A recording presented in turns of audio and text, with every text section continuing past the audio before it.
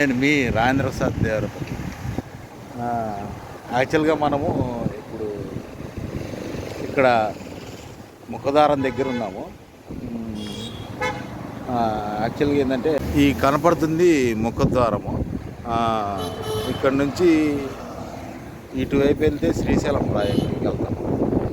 ఇటు వస్తే ఏంటంటే కర్నూలు, విజయవాడ, ఇంకా ఎక్కడికైనా సరే ఈ రోడ్లు కలిసే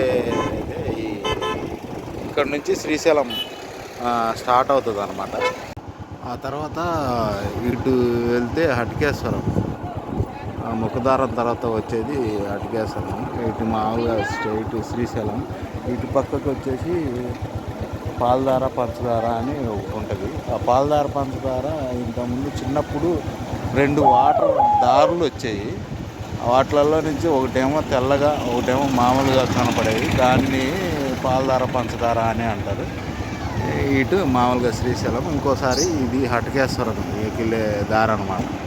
తర్వాత మనము చూసేది సాక్షి గణపతి.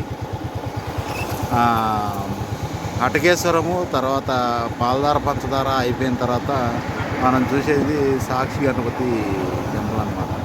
దీని గురించి నేను మళ్ళీ వచ్చేటప్పుడు కొంచెం వివరిస్తాను. మనము శ్రీశైలం ఎంటర్ అవుతున్నాము టెంపుల్కి.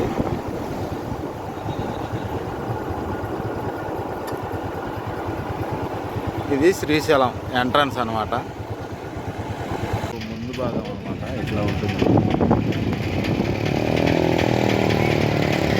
ఇటు నుంచి ఇటు వెళ్తే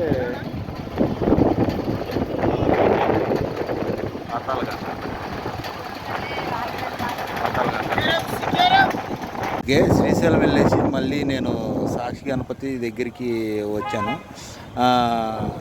ఇందాక నేను మళ్ళీ చెప్తాను అన్నది ఏంటంటే, శ్రీశైలంకి వెళ్ళేసి శ్రీశైలం దర్శనం చేసుకున్న తర్వాత ఇప్పుడు సాక్షి గణపతి లోపలికి వెళ్ళి దర్శనం చేసుకోవాలని పెద్దోళ్ళు చెప్తారు. అది అసలుకి సాక్షి గణపతి అన్నదానికి సాక్షి గణపతి అని పేరు ఎందుకు వచ్చిందంటే, రేపు అందరూ చనిపోయిన తర్వాత కైలాసానికి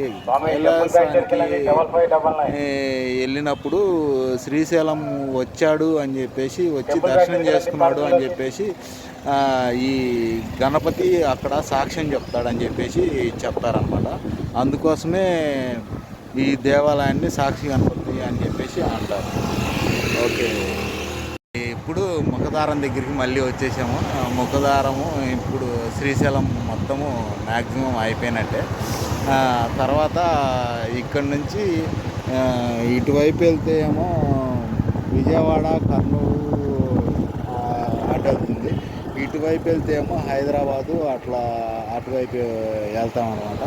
ఓకే, అందరూ తెలవని వాళ్ళకి తెలుసుకోండి, తెలిసిన వాళ్ళే ఇంకొకసారి చూస్తే బాగుంటుందనే ఉద్దేశంతో నేను ఈ వీడియో చేశాను. Okay, thank you.